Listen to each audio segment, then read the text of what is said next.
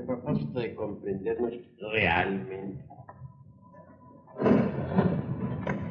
Es claro que ustedes están aquí presentes para escucharme y yo estoy aquí para hablarles. Pero es necesario que entre nosotros haya una verdadera comunión de almas, que nos propongamos inquirir por sí mismos, indagar,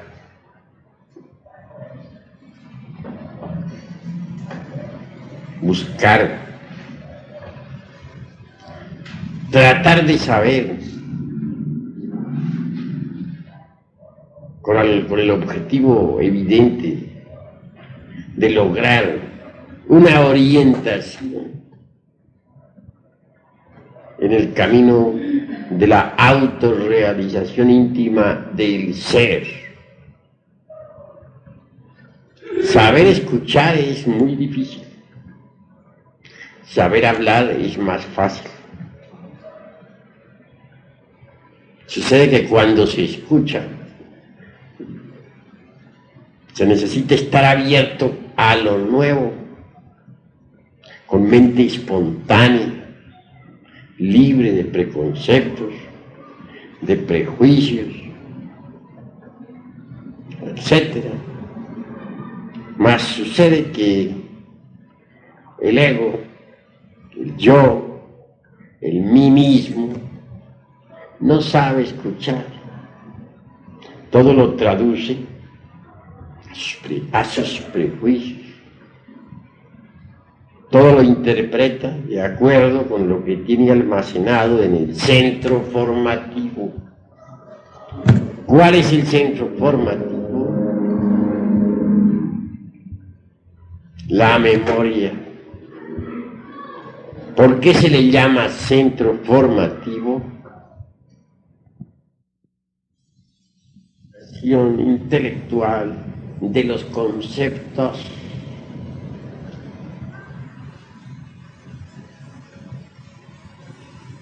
Entendido esto, sí hace urgente aprender a escuchar con mente nueva, no, repito, con lo que se tiene almacenado en la memoria. Después de este preámbulo, vamos a tratar de ponernos de acuerdo ustedes y yo sobre conceptos, ideas, etc. Ante todo, es urgente saber si el intelecto por sí mismo puede llevarlo alguna vez a uno a la experiencia de lo real.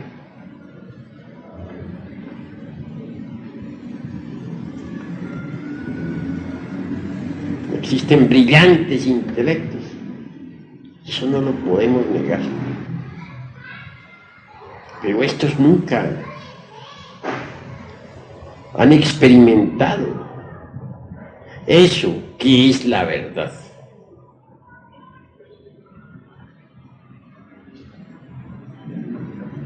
Ante todo, no está de más saber que existen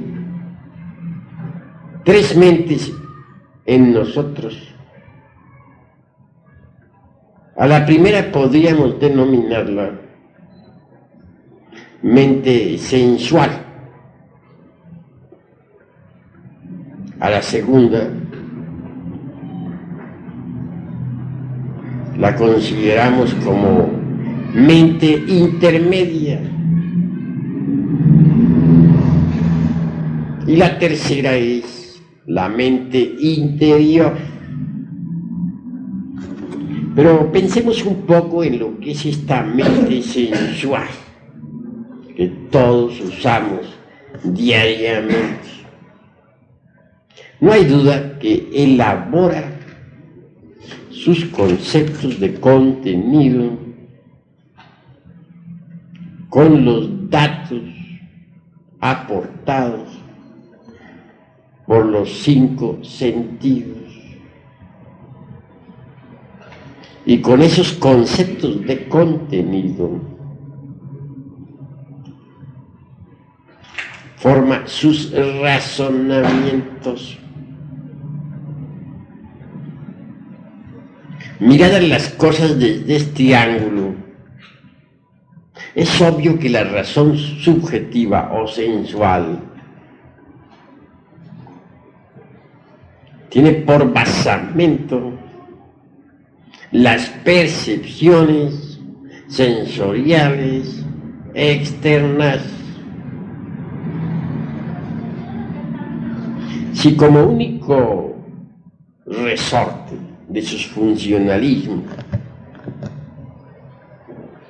están exclusivamente los datos aportados por los 5 sentidos, indubitablemente no tendrá acceso totalmente a algo que se escape del círculo vicioso de las percepciones sensoriales externas. Eso es obvio. Nada podrá saber talmente sensual sobre lo real, sobre los misterios de la vida y de la muerte, sobre la verdad, sobre Dios, etc. Pues ¿de dónde podría sacar talmente información? Si su única fuente de nutrición son los datos aportados por los sentidos. Obviamente no tiene con qué poder conocer lo real. Me vienen estos momentos a la memoria algo muy interesante. Hubo una vez un gran congreso en Babilonia, en la época de los esplendores egipcios. Vinieron gentes de Asiria, Egipto, Fenicia, etc., al citado congreso.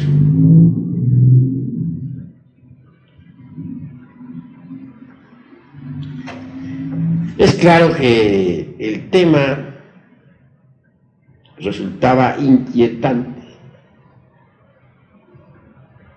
Se quería saber, a base de puras discusiones analíticas, si el ser humano tenía o no alma.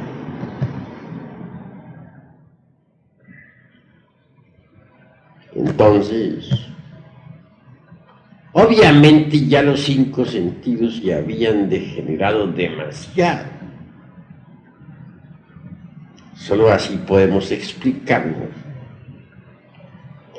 que las gentes escogieran ese tema como motivo de todo un congreso. En otros tiempos, un congreso así hubiera resultado ridículo. Nunca se le hubiera ocurrido a los lemures celebrar un congreso de este tipo. La gente del continente Mu le bastaba salirse del cuerpo y saber si tenía o no tenía alma. Lo hacían con una facilidad sorprendente. No estaban propiamente atrapados por el organismo físico, de manera que Un tema de este tipo solamente podría ocurrirle a una humanidad ya involucionada, decadente, degenerada. Lo cierto fue que, tanto a favor como en contra de la cuestión alma, hubieron muchas discusiones. Al fin subió a la tribuna de la elocuencia un gran sabio, asirio. Ese hombre se había cultivado en Egipto, había estudiado pues en los misterios y habló con voz muy fuerte diciendo: la razón nada puede saber sobre la verdad, sobre lo real, sobre el alma, sobre lo inmortal.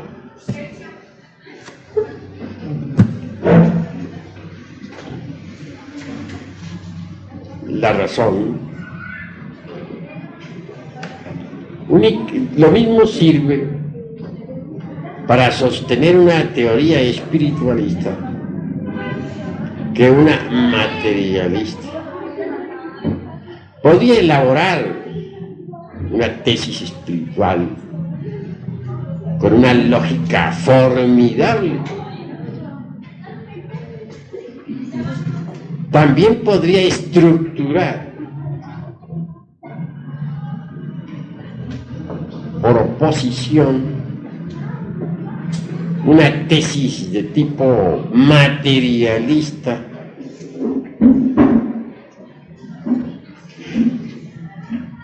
con una lógica de tipo similar, de manera pues que la razón subjetiva, sensualista, nutrida con los datos aportados por los 5 sentidos, da para todo. Puede fabricar cualquier tesis de tipo espiritualista o de tipo materialista. Entonces, no es algo en que se pueda confiar. Existe un sentido diferente, que es el sentido instintivo de la percepción de las verdades cósmicas. Es una facultad del ser. Pero la razón subjetiva por sí misma no puede verdaderamente darnos ningún dato sobre la verdad, sobre lo real. Nada puede saber la razón sensualista sobre los misterios de la vida y de la muerte. Así habló aquel sabio. Y dijo aún más: ustedes me conocen. Tengo prestigio entre ustedes. Saben muy bien que vengo de Egipto. No ignoran que mi vida ha sido de estudio. Y mi mente sensualista no podría aportar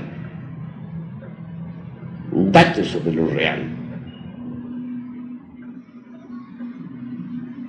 Así habló aquel hombre. Y concluyó diciéndole: ustedes no pueden saber con su racionalismo nada sobre la verdad,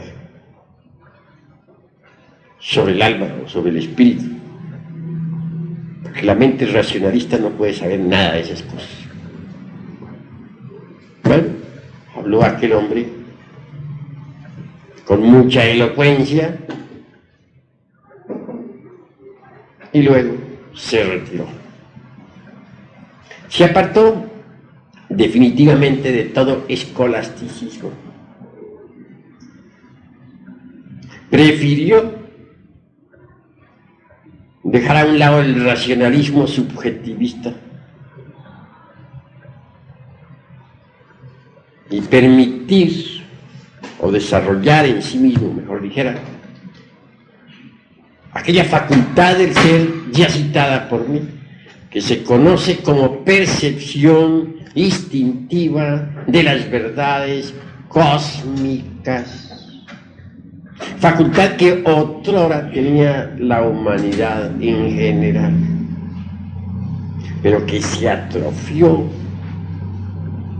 conforme el yo psicológico, el mí mismo o el sí mismo, se fue desarrollando. Aquel sabio asirio, educado en Egipto, dicen que apartado de toda escuela, se fue pues a cultivar la tierra y a confiar exclusivamente en esa prodigiosa facultad del ser conocida como percepción instintiva de las verdades cósmicas. Pero vamos aún un poco más lejos. Hay una mente diferente a la mente sensual. Quiero referirme en forma enfática a la mente intermedia.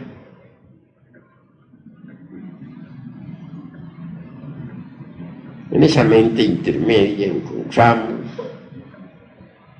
las creencias religiosas de todo tipo. Obviamente los datos aportados por las religiones al fin y al cabo tienen cabida en la mente intermedia.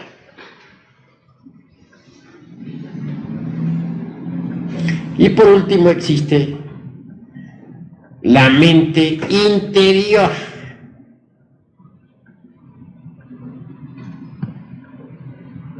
Esto es algo que debemos esclarecer. La mente interior en sí misma y por sí misma funciona exclusivamente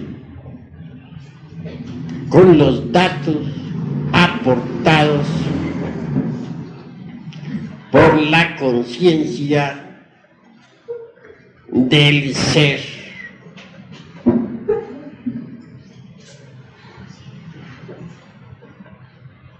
La mente interior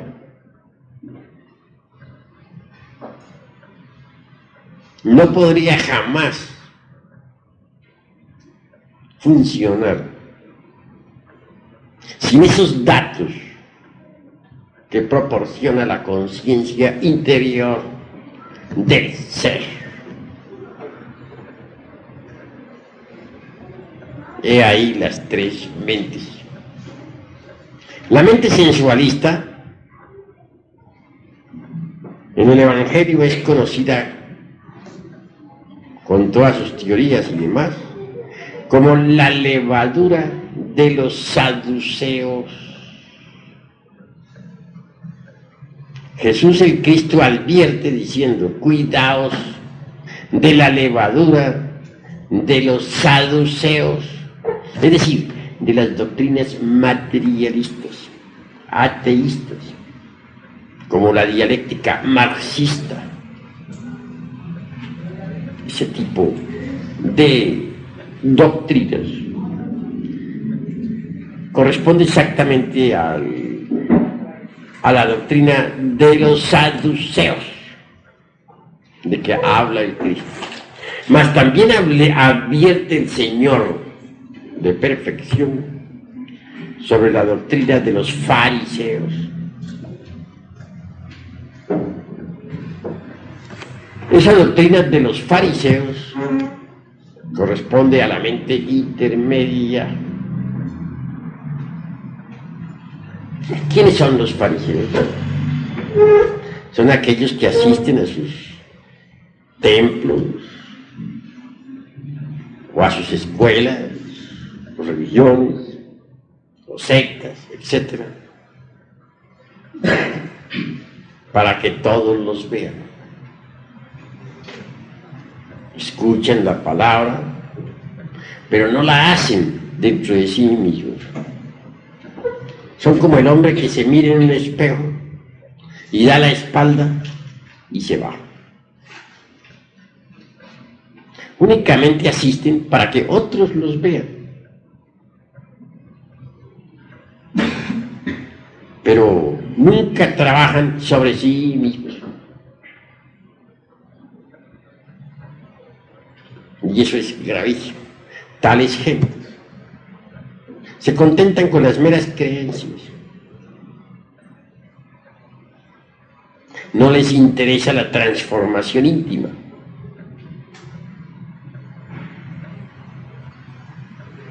Total, pierden su tiempo miserablemente y fracasan. Cuidémonos pues de la levadura de los saduceos y de los fariseos. Y pensemos en abrir la mente interior. ¿Cómo la abriremos? Pues sabiendo pensar psicológicamente. Ustedes aquí reciben clases para el pensar psicológico. Si uno aprende a pensar psicológicamente, logra al fin abrir la mente interior. La mente interior, repito, funciona con los datos de la conciencia superlativa del ser.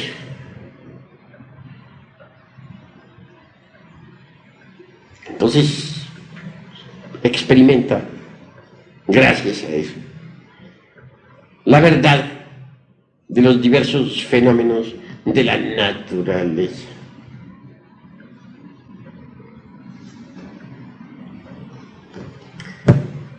Con la mente interior abierta,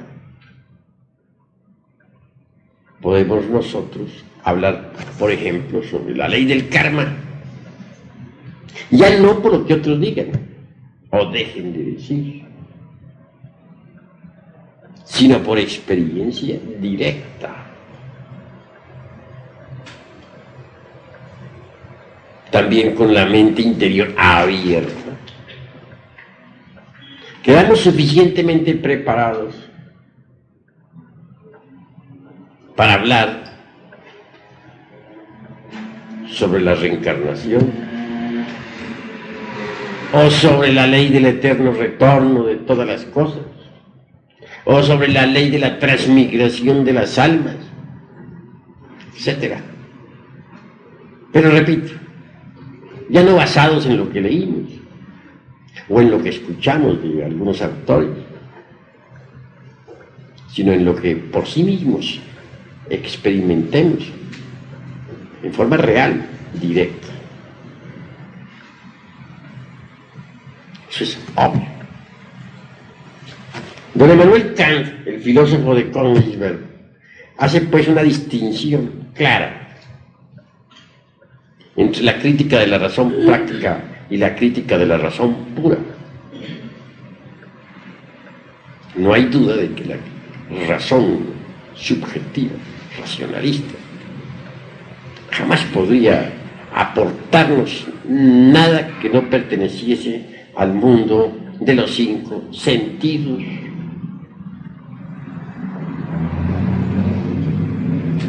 El intelecto por sí mismo es racionalista y subjetivo. Si un intelectual oye hablar un tema sobre reencarnación, sobre karma, exigirá pruebas, demostraciones, como si la razón o como si las verdades que solo pueden ser percibidas por la mente interior, pudiesen ser demostradas a la mente sensualista. Eso es exigir pruebas sobre eso, ¿no? En el mundo del sensorial externo, equivale tanto como a exigirle a un bacteriólogo que estudie los microbios con el telescopio, o como exigirle a un astrónomo que estudie astronomía con un microscopio.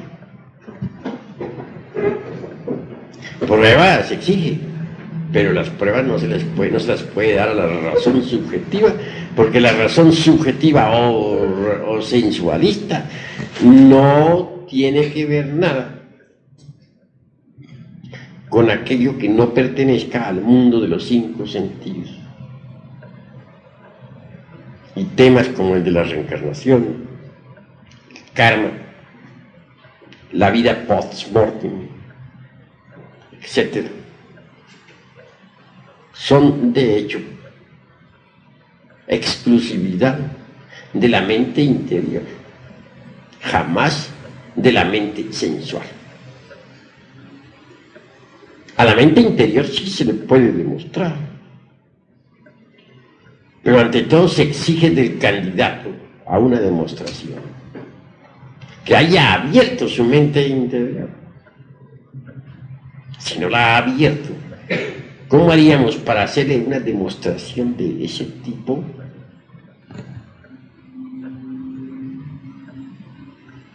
Obviamente aquello sería imposible, ¿verdad?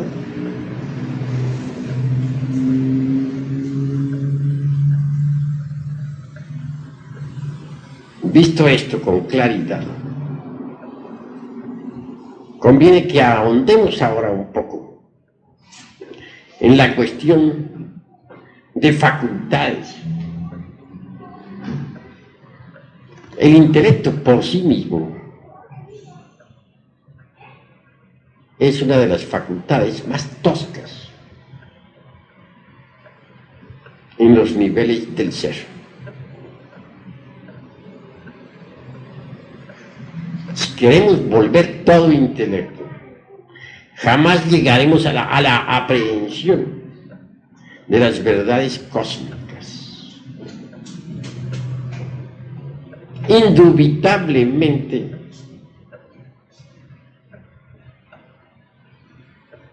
existe, más allá del intelecto, otra facultad de cognición. Quiero referirme esta vez en forma enfática a la imaginación. Mucho se ha subestimado a tal facultad. Algunos hasta la denominan despectivamente con el título de la loca de la casa. Título injusto, porque si no fuera por la imaginación, no tendríamos esta grabadora, no existiría el automóvil, no existiría el ferrocarril, etc. El sabio que quiere hacer un invento deberá primero imaginárselo, luego plasmar su invento en el papel. El arquitecto que quiere hacer una casa tendrá primero que imaginarla y después la podrá trazar en el plano, de manera que la imaginación ha permitido crear todo invento. No es pues algo despreciable.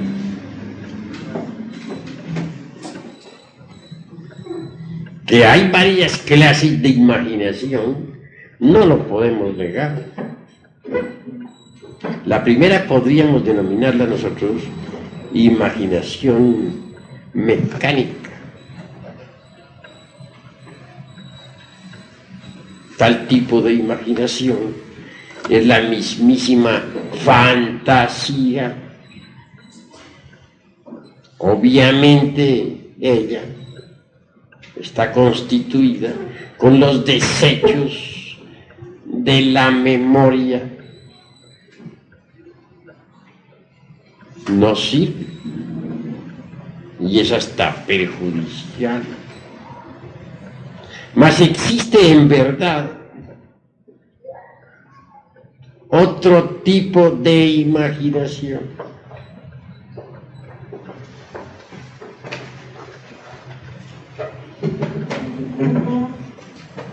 Esta es en realidad la imaginación intencional, o sea, la imaginación consciente.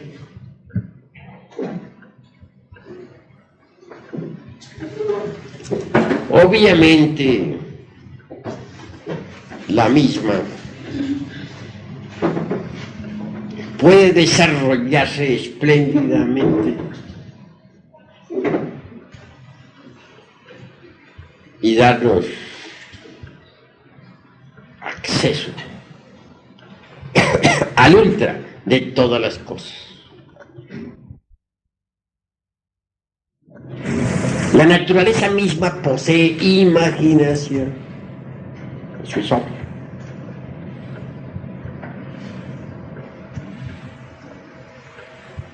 Si no fuera por la imaginación, todas las criaturas de la naturaleza estarían ciegas. Mas gracias a esa poderosa facultad existe la percepción. Se forman las imágenes en el centro perceptivo del cerebro o centro perceptivo de las sensaciones. Y así podemos percibir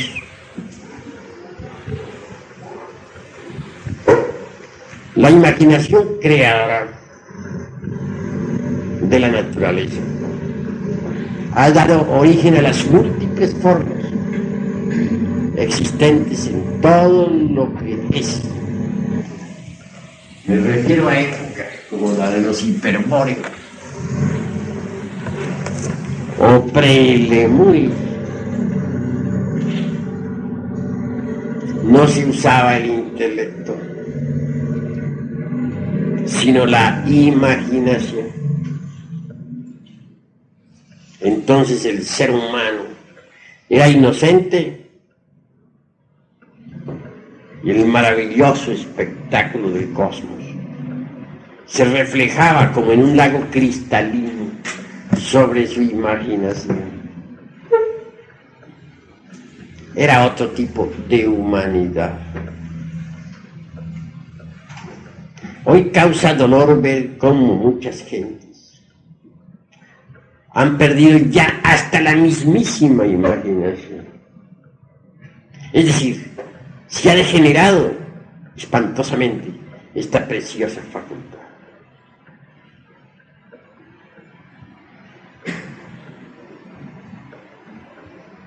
Es posible desarrollar la imaginación. Esto nos llevaría más allá de la mente sensual. Esto nos enseñaría a nosotros a pensar psicológicamente.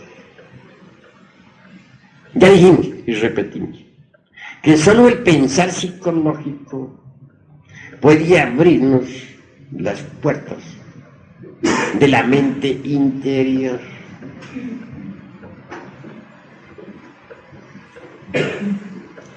Si uno desarrolla la imaginación,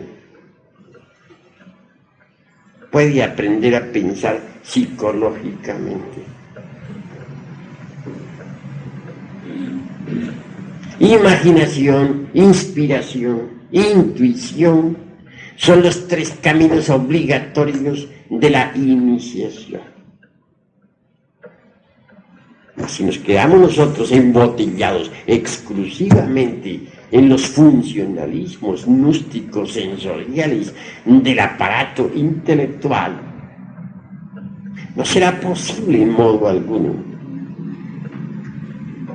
subir por los escalones de la imaginación, de la inspiración y de la intuición. No quiero decirles a ustedes que el intelecto no sirva. Lejos estoy de hacer tamaña afirmación. Lo que estoy es aclarando conceptos. Toda facultad dentro de su órbita es útil. Fuera de su órbita es inútil. Un planeta cualquiera es útil dentro de su órbita. Fuera de su órbita es inútil y catastrófico. Lo mismo son las facultades del ser humano.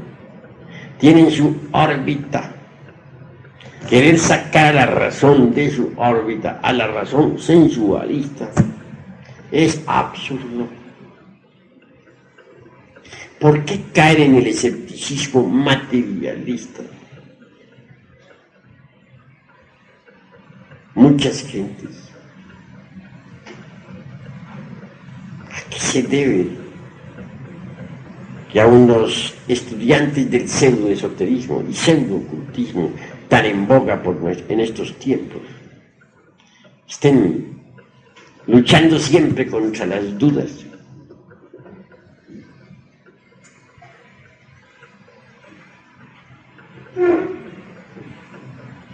¿Por qué muchos andan mariposeando de escuela en escuela y al fin llegan a la vejez sin haber realizado nada?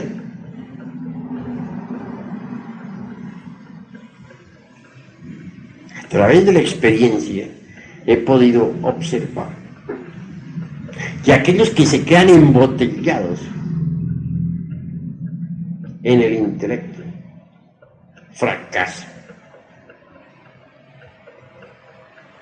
O aquellos que quieren comprobar con el intelecto las verdades que no son del intelecto, fracasan. Cometen estos el error de querer estudiar astronomía, hablando en forma simbólica, con el microscopio, o estudiar bacteriología con el telescopio. Dejemos a cada facultad en su lugar, en órbita. No la saquemos de su órbita. Necesitamos pensar psicológicamente.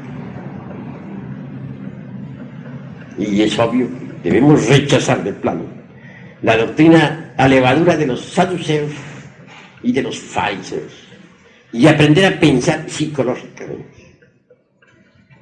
¿No sería esto posible si continuáramos embotellados dentro del intelecto? Entonces más vale que empecemos a subir por la escala de la imaginación. Posteriormente pasaremos al segundo escalón, que es el de la inspiración. Y al fin llegaremos a la intuición.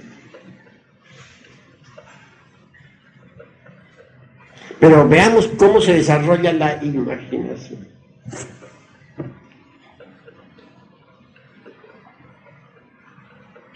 Se puede empezar con un ejercicio sencillo. Muchas veces hablé yo sobre el ejercicio del vaso con agua. Un ejercicio fácil. Si uno pone un vaso con agua a esta distancia, si en el fondo del vaso deposita un espejito,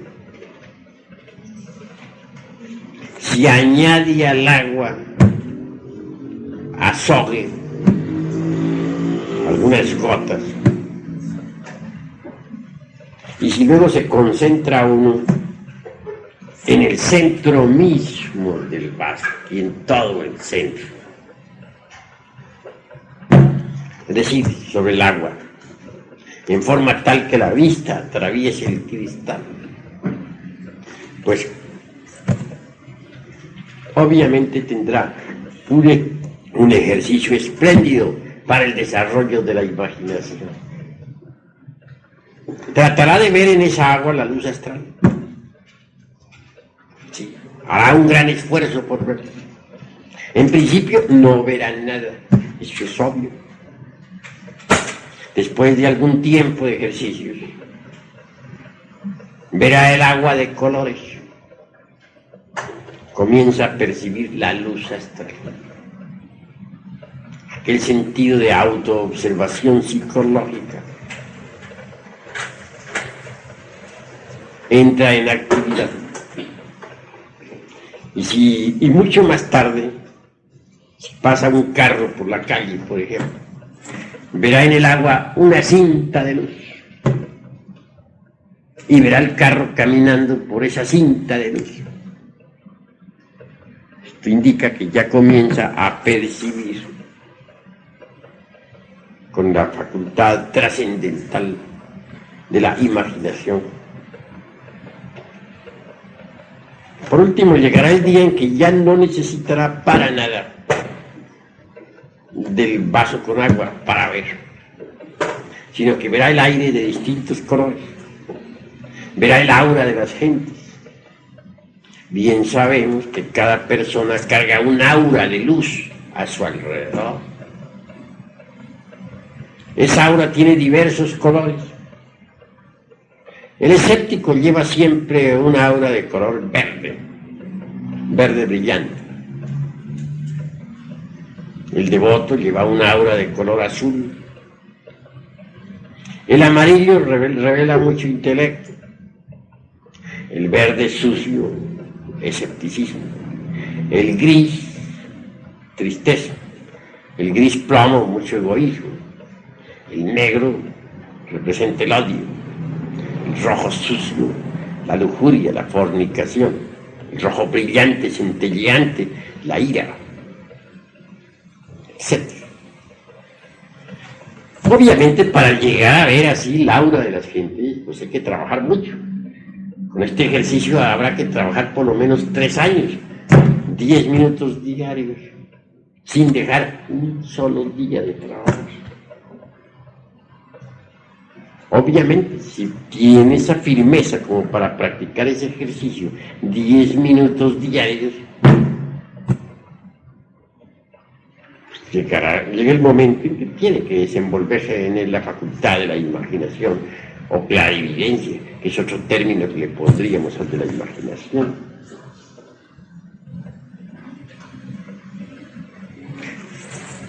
Pero ese no sería el único ejercicio para el desarrollo de esa preciosa facultad. Se necesita algo más. Se necesita de la meditación. Sentado uno en un cómodo sillón, con el cuerpo perfectamente relajado, o acostado en su lecho, pero con el cuerpo relajado y con la cabeza hacia el norte, debe imaginar algo de un rosario. Esta ha sido cuidadosamente sembrada en una tierra negra y fértil. Imaginemos que la regamos con el agua pura de vida. Continuando con este proceso imaginativo, trascendental y trascendente a su vez, visualicémosla en el proceso de crecimiento, cómo el tallo brota al fin, cómo se desenvuelve maravillosamente, cómo surgen las espinas, de entre aquel tallo y al fin echa ramas diversas.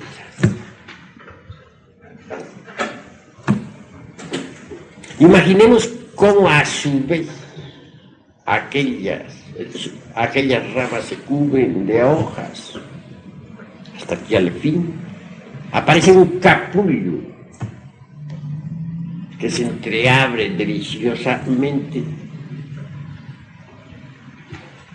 y es la rosa. En estado de mantilla, como dijeran los iniciados de Eleusis, hablando a lo griego y tal vez hasta a lo órfico, diríamos que conviene hasta sentir en sí mismos el aroma delicio. Se escapa de entre los pétalos rojos o blancos de la preciosa rosa.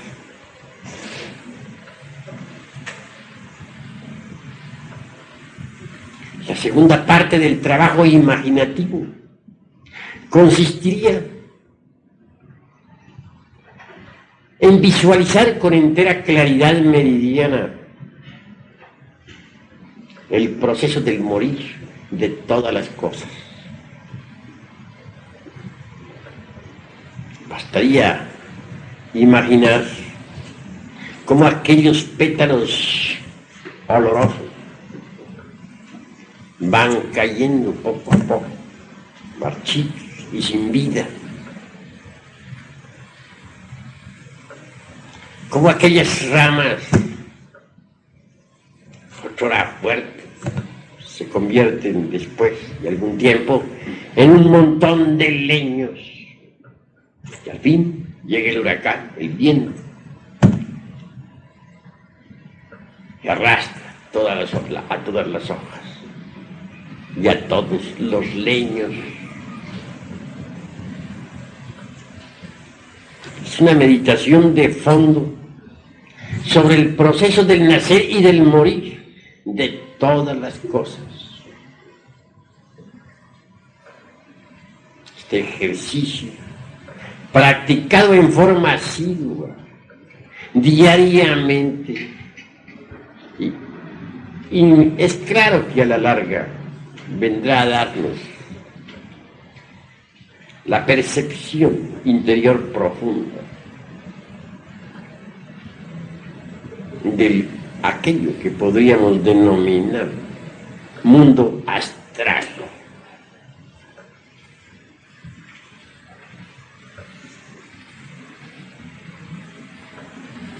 Ante todo, es bueno advertir a todo aspirante que cualquier ejercicio esotérico, incluyendo este ya citado, requiere de parte del discípulo la continuidad de propósitos. Porque si practicamos hoy y mañana no, cometemos un gravísimo error. Solo habiendo de verdad aplicación en el trabajo esotérico, es posible el desenvolvimiento de esa facultad preciosa de la imaginación. Una vez que durante la meditación surja en nuestra imaginación algo nuevo, algo distinto a la rosa, es señal evidente de que ya estamos progresando. En principio, las imágenes carecen de colorido, pero conforme trabajamos, ellas se van revistiendo de múltiples encantos y colores. Así progresaremos en el desarrollo interior profundo.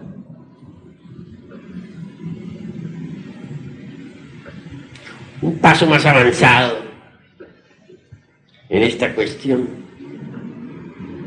nos llevaría a la recordación de nuestra vida y de nuestras vidas anteriores. Incuestionablemente, quien haya desarrollado en sí mismo la facultad imaginativa, bien podría tratar de capturar o de aprehender con este diáfano o translúcido el último instante de su pasada existencia. Entonces, en ese espejo lúcido de su imaginación, se reflejaría un lecho de moribundo, si es que en cama fallecimos, porque entre paréntesis alguien podría morir en campo de batalla o por un accidente.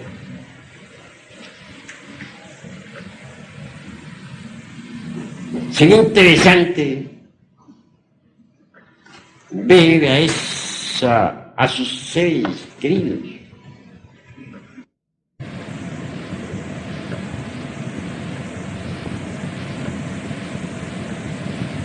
continuando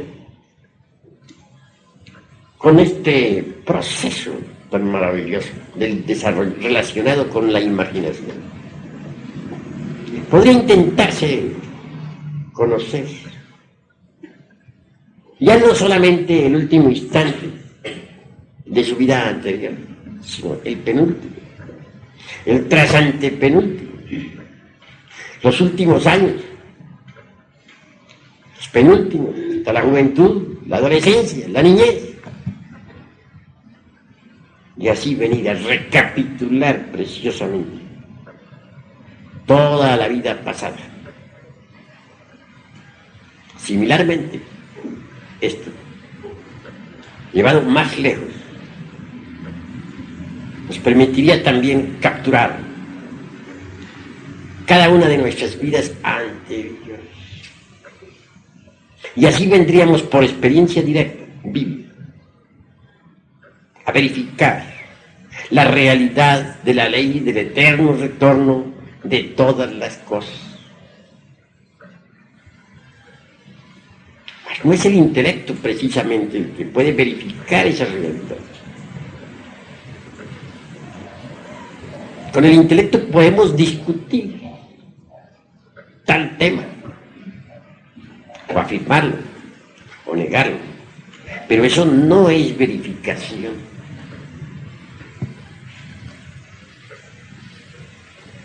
Así pues, los invito a ustedes a la comprensión.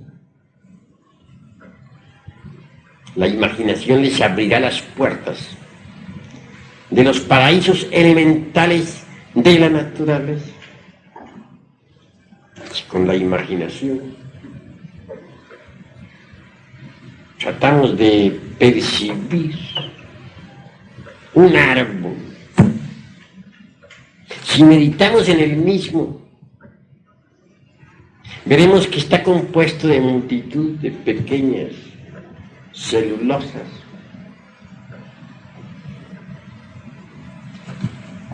percibiremos su fisiología, sus raíces, sus frutos, mas también lograremos ahondar un poco más y ver directamente la vida íntima del árbol. No hay duda de que éste posee eso que podríamos denominar esencia o alma. Cuando uno en estado de mantilla, o llama, o éxtasis, o arrobamiento, percibe la conciencia de un vegetal, descubre con claridad perfecta que esta es ciertamente una criatura elemental, una criatura que tiene vida, no perceptible para los 5 sentidos, no perceptible para la capacidad intelectiva,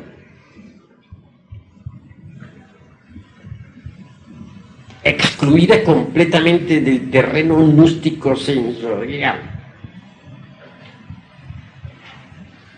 mas sí perfectamente perceptible para el translúcido.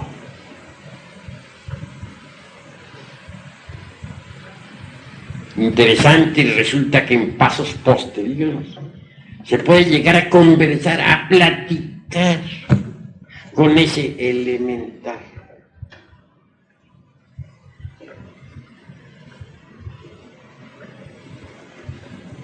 Obviamente la cuarta vertical posee sorpresas insólitas. Indubitablemente el Edén de que nos habla la Biblia es la misma cuarta dimensión de la naturaleza. El paraíso terrenal es la cuarta coordenada. Los campos elíseos, la tierra prometida, donde los ríos de agua pura de vida manan leche y miel. Es precisamente la cuarta dimensión de nuestro planeta Tierra. La imaginación creadora, el translúcido, el espejo mirífico del alma, bien desarrollado con eficiencia idónea, mediante reglas esotéricas exactas. Indubitablemente nos permite la verificación exacta, la verificación de lo que aquí estoy afirmando en forma enfática. Así pues, yo les invito a ustedes claramente al análisis superlativo de todo esto. Yo les invito a el desarrollo de esa facultad cognoscitiva, conocida siempre como imaginación. Es una facultad extraordinaria.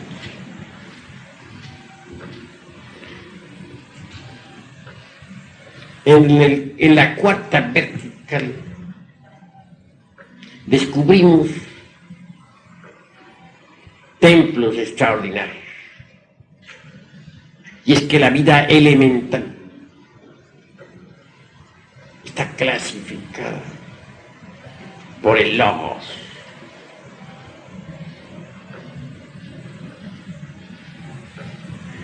Una es la familia, por ejemplo, de los naranjales, y otra la de los eucaliptos. Para cada familia vegetal existen templos de la naturaleza.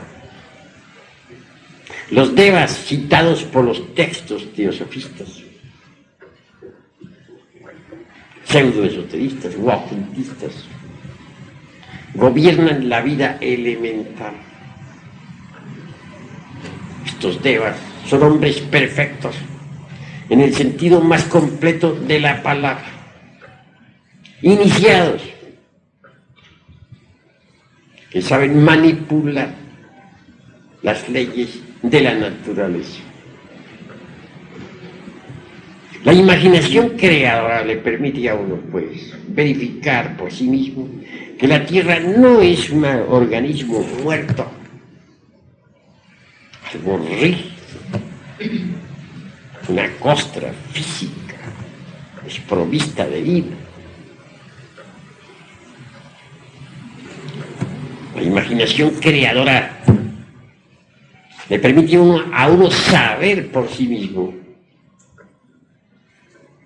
que la Tierra es un organismo vivo. Me viene en estos momentos a la memoria la afirmación aquella neoplatónica de que el alma del mundo está crucificada en la tierra. Esa alma del mundo es un conjunto de almas, un conjunto de vidas que palpitan y tienen realidad. Para las gentes hiperbóreas, los volcanes, los mares profundos, las vetas de los metales, las gargantas de las montañas, el huracanado viento, el fuego flamígero, las fieras rugientes o las aves, no eran sino el cuerpo de los dioses. No veían aquellos hiperbóreos en la tierra algo muerto. Para ellos el mundo era algo vivo, un organismo que tenía vida y la tenía en abundancia. Entonces se parlaba en el orto purísimo de la divina lengua, que como un río de oro corre bajo la selva espesa del sol. Aquel que sabía tañir la lira arrancaba de la misma las más extrañas sinfonías. Todavía por esos tiempos no había caído sobre el pavimento del templo la lira de Orfeo hecha pedazos. Esos eran otros tiempos. Esa era la época de la antigua Arcadia, cuando se rendía culto a los dioses de la aurora y cuando se festejaba cada nacimiento con fiestas místicas, trascendentales. Si ustedes desarrollaran en forma eficiente la facultad de la imaginación, no solamente podrían recordar sus vidas anteriores, sino comprobar en forma específica lo que aquí, con claridad completa, estoy expresando didácticamente. Mas la imaginación en sí misma y por sí misma no es más que el primer escalón. Un segundo escalón más elevado nos lleva a la inspiración. La facultad de la inspiración nos permite platicar cara a cara con toda partícula de vida elemental. La facultad de la inspiración nos permite sentir en nosotros mismos el palpitar de cada corazón.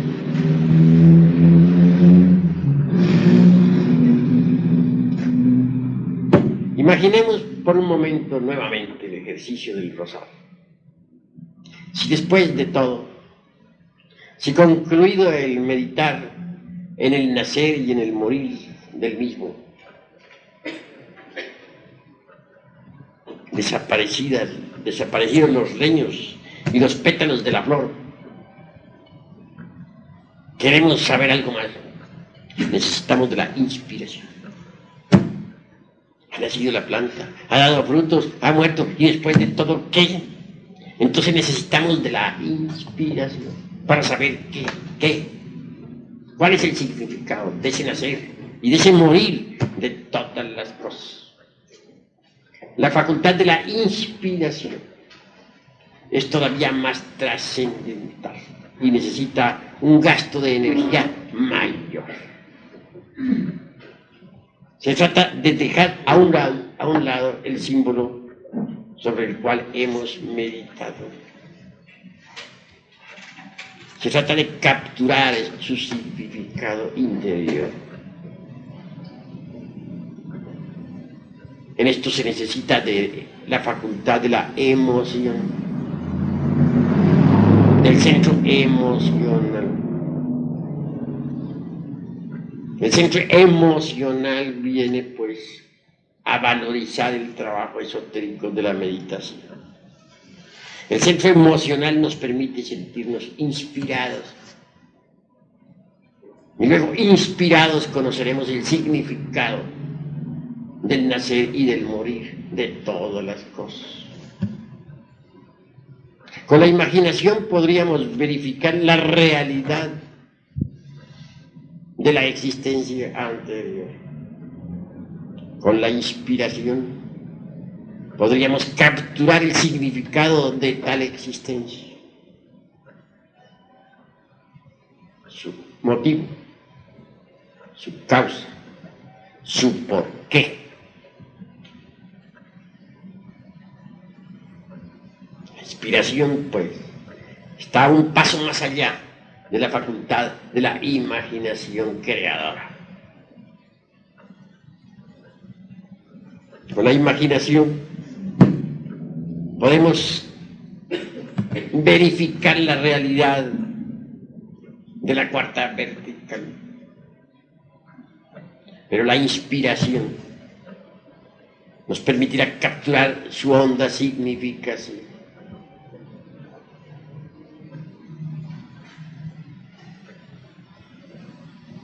Por último, más allá de la facultad de la imaginación y de la inspiración, tenemos que llegar nosotros a las cimas de la intuición.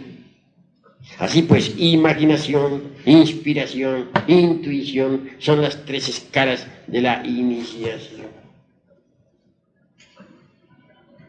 La intuición es algo diferente. Volvamos al rosal de nuestro ejemplo.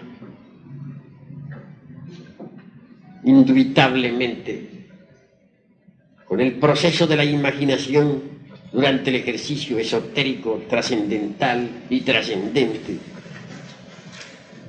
hemos visto los procesos, hemos visto cómo creció el rosal, cómo dio frutos y por último, cómo murió, se convirtió en un montón de leños. La inspiración nos permitirá conocer el significado de todo eso. Pero la intuición nos llevará a la realidad espiritual de eso. Entonces penetraremos con esa preciosa facultad superlativa en un mundo exquisitamente espiritual. Nos encontraremos cara a cara, no solo con el elemental visto con la imaginación, el elemental del rosal, sino aún más. Nos encontraremos con la chispa virginal, o la mónada divinal, o partícula ígnea suprema del rosal. Penetraremos en un mundo donde hallaremos a los Elohim, creadores citados por la Biblia, mosaica o hebraica. Veremos a toda la hueste creadora del ejército de la palabra. Es decir, hallaremos al demiurgo creador del universo. Es esa intuición la que nos permitirá platicar cara a cara con los arcangeloi, los tronos, que ya no serán para nosotros una mera especulación o creencia, sino una realidad palpable, manifiesta. La intuición podrá permitirnos el acceso a las regiones superiores del universo y del cosmos, por medio de la intuición. Podremos estudiar cosmogénesis, antropogénesis, etc. La intuición nos permitirá penetrar en los templos de la fraternidad universal blanca, en los templos de los Elohim, o Prajapatis, o Kumaras, o tronos.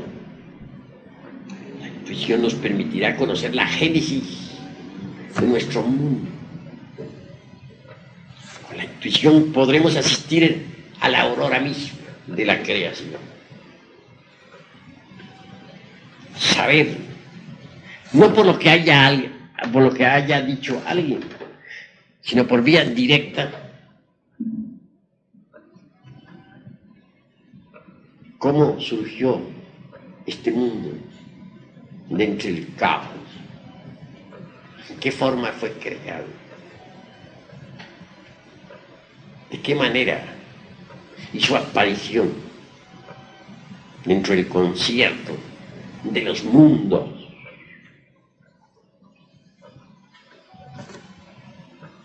La intuición, pues,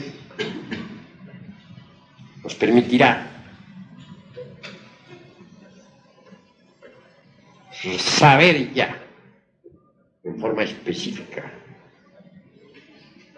y directa, lo que no saben los brillantes intelectos de la época.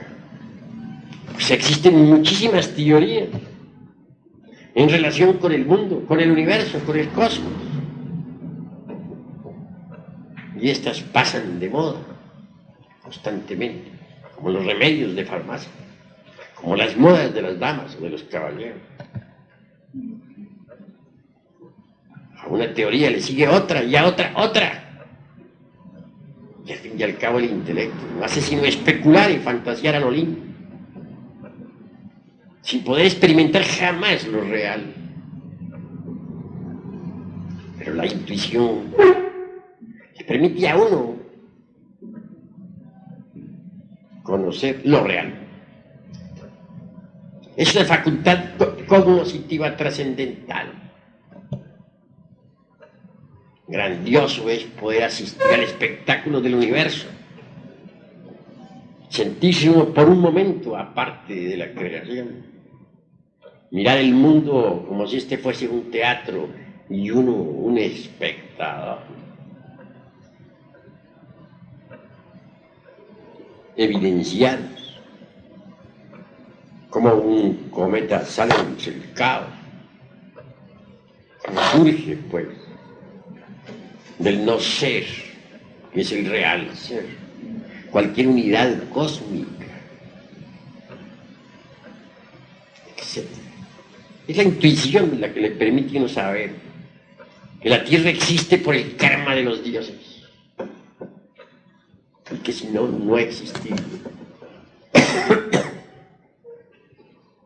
Es la intuición la que le permite a uno verificar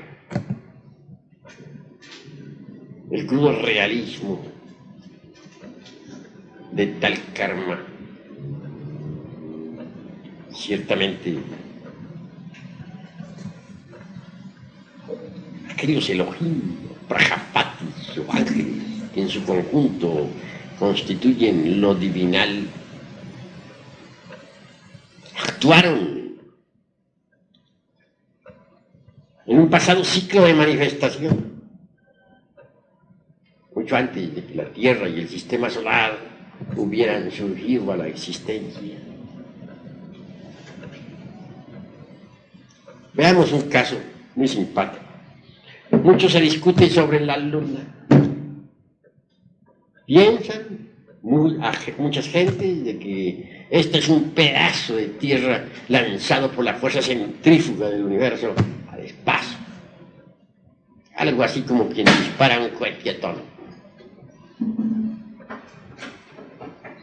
Mas la intuición le permite a uno verificar las cosas en forma completamente diferente. La intuición le permite a uno saber que la luna es muchísimo más antigua que la Tierra. Por algo es que nuestros antepasados de Anáhuac decían la abuela luna. Ella es obviamente nuestra abuela. Ella es la madre de la Tierra y la Tierra es la madre de nosotros, total es nuestra abuela. Conceptos sabios de Anáhuac.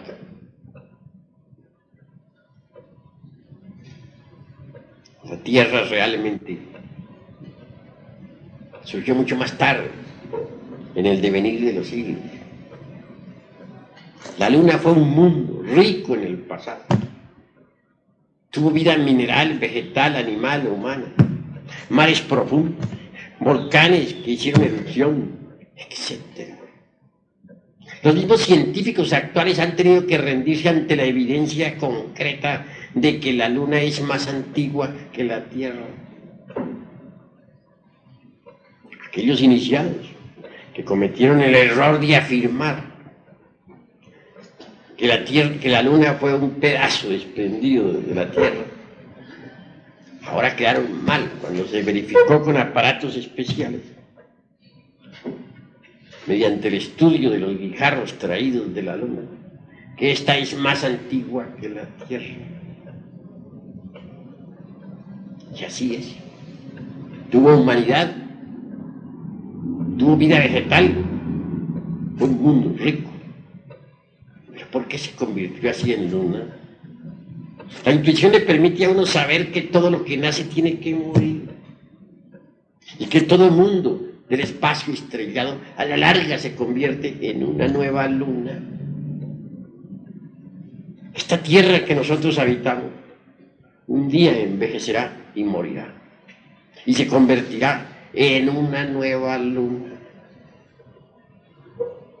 Y hay lunas tan pesadas como por ejemplo la que gira alrededor del Sol Sirio, que tiene una densidad 5000 veces más grave que la del plomo. Así pues, volviéndolo de nuestra luna, diremos que es la madre de la Tierra. ¿Pero por qué hago tan tamaña afirmación? Por medio de la intuición vemos cómo, después de que aquella vieja luna, nuestra abuela, murió, el anima mundi lunar, crucificado en aquel satélite, se sumergió entre el seno del eterno Padre cósmico como el absoluto. Cuando llegó una nueva época de manifestación, después de un largo intervalo, cuando llegó, dijéramos, un nuevo gran día de actividad, esa madre luna, esa anima mundi, reconstruyó un nuevo cuerpo, se reencarnó, formó su nuevo cuerpo, que es esta tierra. Todas las criaturas que otrora existieran en la luna murieron, pero los gérmenes de la misma, los gérmenes de toda vida vegetal o animal o humano, no murieron. Esos gérmenes proyectados por los rayos cósmicos quedaron depositados aquí en este nuevo planeta. Hasta en los gérmenes de nuestros mismos cuerpos. Por tal motivo, somos hijos de la luna. Ella es la madre de todos los vivientes. Y ella es la madre de la tierra. cuando uno hace una afirmación de estas, ante un grupo de gentes instruidas, ante los eruditos del intelecto, ante aquellos que están acostumbrados a jugar malabares con la mente, ante los fanáticos de los silogismos y de los prosilogismos y de los esilogismos, del racionalismo subjetivista, pues obviamente se expone a la burla, al sarcasmo, a la ironía, a la befa, a la sátira, porque esto no puede ser admitido jamás por el racionalismo subjetivista del intelecto. Esto que estoy diciendo solamente puede ser asequible a la intuición. Si ustedes quieren algún día llegar de verdad a la iluminación, a la percepción de lo real, al conocimiento completo de los misterios de la vida y de la muerte, necesitarán subir incuestionablemente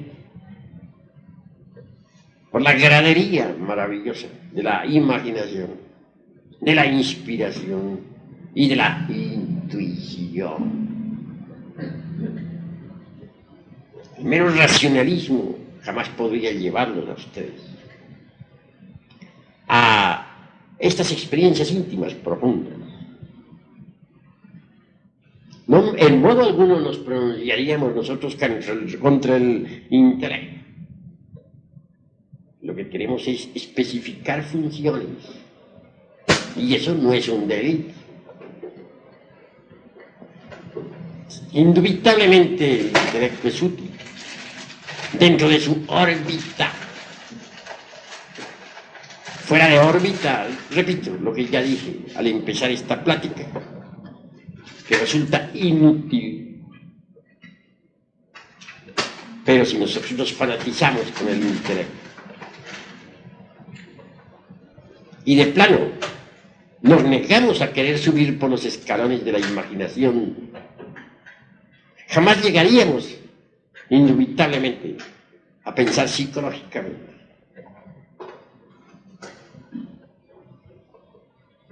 Quien no sabe si pensar psicológicamente queda atrapado con exclusividad absoluta por lo gnóstico sensorial. Y hasta puede convertirse, de hecho, en un fanático de la dialéctica marxista.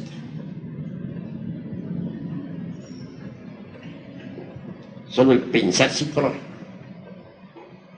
abrirá la mente interior. Eso es obvio. Quien ha subido por los escalones de la inspiración y de la intuición, indubitablemente, de hecho, ha abierto las puertas maravillosas de la mente interior. Surgen los intuitos desde adentro, se expresan a través de la mente interior. Es decir, la mente interior sirve de vehículo a los intuitos. Esta mente interior es la misma razón objetiva, especificada claramente por un Gurdjieff, o por un Ouspensky, o por un Collin, o por un Nikon. Poseer razón objetiva es haber abierto la mente interior. Y la mente interior funciona exclusivamente con los intuitos, con los datos del ser, de la conciencia, de lo superlativo, de lo étnico, de aquello que es trascendental y trascendente en nosotros, y no de otro modo. Bien, habiendo planteado este tema, queda abierta la discusión. El que quiera preguntar algo puede preguntarlo con la más entera libertad. El que no esté de acuerdo puede refutar libremente, porque aquí hay libertad de palabra para todos. De manera que puedes hablar. Maestro, me gustaría saber si existe alguna diferencia entre intelecto y mente. Pues el intelecto y la mente, en el fondo, son lo mismo. Pero la mente no cultivada no es intelecto. La mente cultivada es intelecto. Alguien podría ser muy inteligente y sin embargo no poseer intelecto. Así pues, no hay diferencia sustancial, sino accidental. Distíngase entre potencia y accidente, de acuerdo con la lógica formal.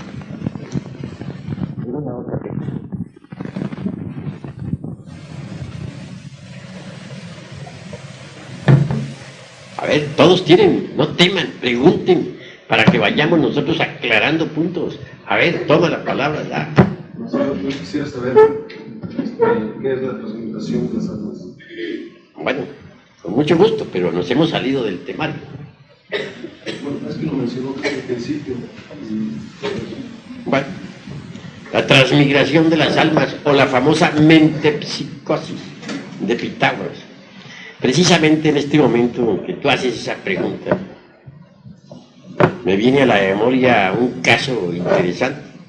Algún día por esas calles de Atenas ladró un perro. Y no solamente ladró, sino chilló también. Y aulló. Bueno, lo cierto fue que Pitágoras andaba por ahí junto con sus discípulos. Enojado, uno de sus discípulos le dio de patadas al pobre can. Entonces el sabio les reprendió, diciendo: no golpees a ese animal, porque en él he reconocido el alma de un amigo mío que murió hace tantos años. Algo insólito, diría, ¿verdad? Y merece que se explique todo eso. Krishna enseñaba la doctrina de la transmigración de las almas. Es lo mismo que la metempsicosis de Pitágoras. Vale la pena explicarlo, y explicarlo de verdad. Sucede que todo ser humano, o todo humanoide, para hablar más claro, posee en sí mismo eso que podríamos denominar ego animal.